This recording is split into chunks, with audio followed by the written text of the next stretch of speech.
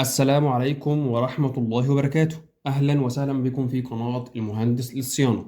إن شاء الله النهاردة هنتعرف على خصائص ووظائف ريموت تكييف فري اير، وهنعرف كل حاجة عنه بالتفصيل إن شاء الله. فتوكلنا على الله.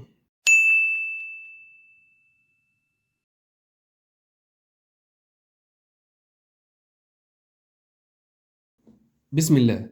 معانا أول زرار هنا اللي هو زرار الباور، اللي بنقدر نتحكم فيه تشغيل وإيقاف التكييف بتاعنا. احنا عايزين نشغل التكييف، نضغط ضغطة كده نلاقي التكييف اشتغل معانا، وعايزين نفصل التكييف برضه ممكن نضغط ضغطة هنا التكييف يفصل معانا. يبقى معانا أول زرار اللي هو الأون والأوف، ده اللي بيتحكم في تشغيل وإيقاف التكييف. الزرار اللي بعده اللي هو زرار المود، اللي بنقدر نتحكم منه في الأوضاع اللي موجودة في التكييف. معانا هنا الوضع الأولاني اللي هو وضع التبريد أو وضع الكول، اللي هو شبه الكريستالة دي، ده اللي بنقدر نتحكم منه في وضع التبريد. الوضع اللي بعد كده وضع الدراي، اللي هما النقطتين اللي جنب بعض الصغيرين دول، ده وضع الدراي أو الوضع الجاف، ده الوضع التاني. نيجي بعد كده الوضع الفان اللي هي مروحة فقط. في الوضع ده التكييف او الكمبرسور ما بيشتغلش معانا، المروحة بس او الوحدة الداخلية يعني هي اللي بتشتغل معانا في وضع الفان. وكمان بنقدر نتحكم في سرعات المروحة، سواء السرعة الميديا او الهاي او اللو في وضع الفان ده. نيجي بعد كده لوضع الهيت، اللي هو وضع سخن، حتى بيكون فيه علامة الشمس، وده يعني معناه ان ده وضع السخونية او وضع الهيت. نرجع تاني لوضع التبريد بتاعنا. يبقى في زرار المود ده معانا وضع التبريد اللي هو وضع الكول، معانا وضع الدراي اللي هو وضع الجاف، معانا الوضع الفان وده بيشتغل مروحة فقط. بعد كده آخر وضع اللي هو وضع الهيت وده الوضع السخن. نيجي بعد كده للفان اللي هي سرعات المروحة بالنسبة للوحدة الداخلية، سواء وضع الفان او سواء وضع الكول او وضع الهيت او وضع الدراي. احنا بنقدر نتحكم في سرعات المروحة بالنسبة للوحدة الداخلية. نيجي هنا الثلاث شرط دول معناهم ان المروحة الداخلية تشتغل على اقل سرعة. يعني احنا مش عايزين دفع الهواء يكون قوي، عايزينه قليل جدا. ممكن نخلي وضع المروحة على اللو. طب عايزين نعليها شوية زي ما حضراتكم شايفين كده، اللي هم الشرط بقوا كام؟ بقوا 6. خلاص ده وضع الميديا. طب نخليها هاي، ده وضع الهاي.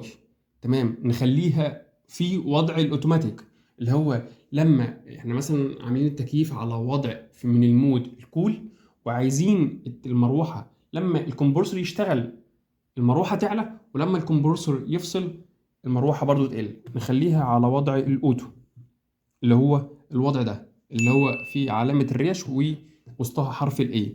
يبقى معانا وضع اللو، معانا وضع الميديا، معانا وضع الهاي، ومعانا وضع رابع كده اللي هو الأوتو، اللي هو أثناء تشغيل الكمبرسور تلقائيا الوحدة الداخلية بتشتغل على أعلى سرعة، ولما الكمبرسور بيفصل الوحدة الداخلية بتشتغل على أقل سرعة.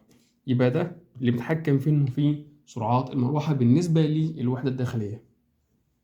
نيجي هندسة بعد كده للأزرة اللي بنتحكم في التمبريتشر بتاعنا. هنا 26، احنا لو عاوزين نعلي درجة الحرارة هنا آخره 28، وأقل حاجة معانا هنا 20. يبقى دول اللي نتحكم منه في درجات الحرارة بالنسبة للوضع بتاعنا. يعني احنا لو عاوزين نتحكم في درجات الحرارة من اللي فوق هنا كده نعلي، وعاوزين ننزل برضو تك على الزرار ده. طب الوضع المناسب او درجة الحرارة المناسبة للجسم اثناء النوم او اثناء التشغيل يعني 24 25 26. يعني اقل من كده هيكون الجو ساقع جدا، وهيبقى برضو ايه ممكن يتعب اللي موجود في الاوضه. فبلاش، خلينا في 24 او 25 او 26، وده يعني درجه الحراره المناسبه للاوضه واثناء النوم. نيجي هندسه بعد كده لزرار السوينج. السوينج ده اللي هي الريشه اللي بتطلع وتنزل وبتوزع الهواء في انحاء الغرفه بالكامل. يبقى ده زرار السوينج. تمام، لو احنا اتكينا او ضغطنا ضغطه كده السوينج بيشتغل اب داون، لان في التكييف في اتنين سوينج، في اب داون وفي رايت وليفت، يمين وشمال. الاب داون اللي هو اللي فوق ده، طب واليمين واليسار اللي هو اللي تحت ده. يبقى ده اللي فوق واللي تحت، وده يمينا ويسارا. يبقى ده السوينج اللي فوق وتحت، وده اليمين واليسار. نيجي بعد كده لزرار السليب. لو احنا ضغطنا عليه كده نلاحظ ان في إن النجوم والقمر ده او الهلال ده معناه النوم المريح. او في بعض التكييفات بيبقى بديل الزرار السليب ده اسمه ايكو، او معناه النوم المريح او النوم الاقتصادي. يعني ان انا بخلي التكييف يشتغل على درجة حرارة صغيرة جدا بحيث ان هو ما يتعبش اللي نايم، وده وضع جميل جدا. طبعا بيوفر فيه استهلاك الكهرباء بالنسبه للتكييف. طبعا يعني بيزود من عمر التكييف، ما بيجهدش التكييف. ان احنا بنكون مثلا عاملينه على 21 او 22، ده بيكون لود شويه على الكمبرسور. فالنوم المريح ده او السليب او الايكو في بعض التكييفات التانية بيبقى يعني حاجه ميزه جميله جدا في اثناء النوم بالذات. نيجي بعد كده هندسه لوضع السوبر. شفت حضرتك العلامه اللي هي ظهرت دي اللي هو التربو؟ يعني في تكييفات تانية بيبقى بدل السوبر ده او نفس الخصائص دي مكتوب تربو. ايه هو التربو او ايه هو السوبر؟ ان التكييف يشتغل على اقصى حاجه ليه، يعني كده يجيب 10 من 10. انا عايز التكييف ده يشتغل على اقصى حاجه ليه، بحيث ان انا جاي من بره حران وعايز التكييف يسقع الاوضه في اقصى مده زمنيه. بقدر ان انا اتحكم في زرار السوبر ده، ودي ميزه كويسه. بس يعني ما نشغلهاش كتير عشان خاطر ده بيكون لود على الوحده الخارجيه. نشغله بس اثناء ان احنا ايه، يا دوبك جايين من بره حرانين، نشغله شويه وبعد كده نرجع على الوضع المناسب بتاعنا. بعد كده نيجي لزرار نلغيه. عايزين نلغيه برضو نتك على سوبر تاني. نيجي بعد كده هندسه لزرار السمارت.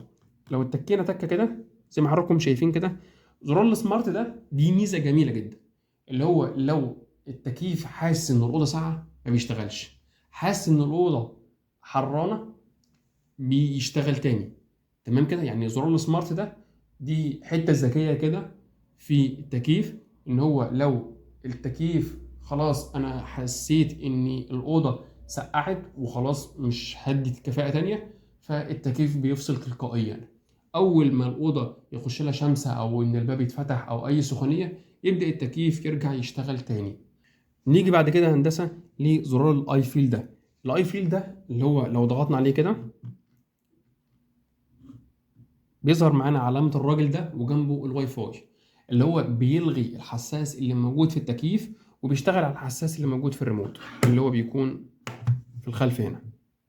يعني ايه يا باشمهندس؟ يعني لحد اما التمبريتشر اللي موجود داخل الريموت ده سواء انت ظبطه مثلا على 21 او 22 او على اي حاجة انت ظابطها، ساعتها بيفصل من الحساس ده. تمام. نيجي بعد كده هندسه الزرار اللي بعد كده اللي هو الدايمر ده، اللي هو الليد. انا لو الشاشه بتاعتي عامله ازعاج اثناء النوم بقدر ان انا لو ضغطت ضغطه كده بقدر ان انا افصل الليد اللي هو موجود في الوحده الداخليه، او الاضاءه لو هي عامله لي ازعاج ولا حاجه بقدر ان انا افصل من زرار الدايمر ده. جميل جدا. وطبعا لو عاوز ارجعه تاني على نفس الزرار بضغط ضغطه كده. نيجي الزرار اللي بعد كده اللي هو تايمر اون وتايمر اوف. ده اللي بنقدر نتحكم منه في التايم اثناء تشغيل وايقاف التكييف.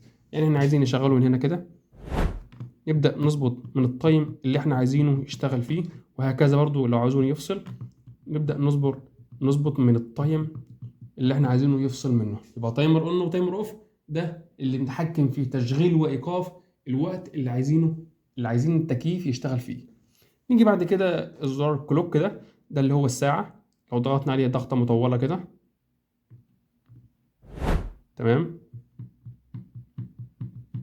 وبعد كده هنا كده نبدأ إن إحنا نظبطه على حسب الساعة اللي موجودة معانا بحيث إن الريموت يكون فيه ساعة.